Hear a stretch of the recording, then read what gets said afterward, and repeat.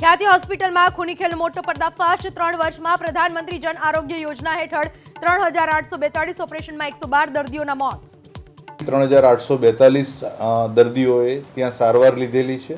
કુલ 112 લોકોના મૃત્યુ થયેલા છે।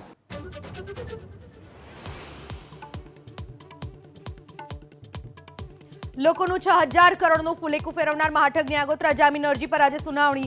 ભૂપેન્દ્ર ઝાલાના નામે 18થી વધુ કોલેજો હોવાનો ઘટસ્ફોટ।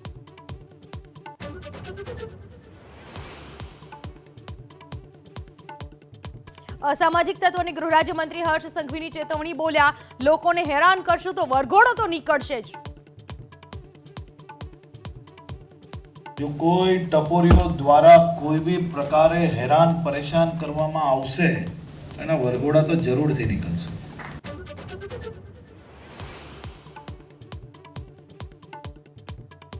અમદાવાદમાં રફતારના કહેર પર કોઈ બ્રેક નહીં। રિવરફ્રન્ટ પાસે હિટ એન્ડ રનની ઘટનામાં બંદોબસ્તથી પરત ફરી રહેલી મહિલા પોલીસકર્મીનું મોત। કાર ચાલક ફરાર।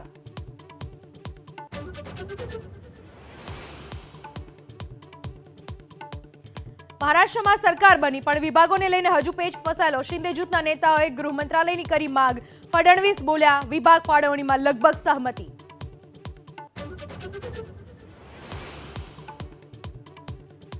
રિઝર્વ બેંક આજે જાહેર કરશે મોનેટરી પોલિસી। સૌથી મોટો સવાલ, શું વ્યાજ દરમાં થશે ઘટાડો?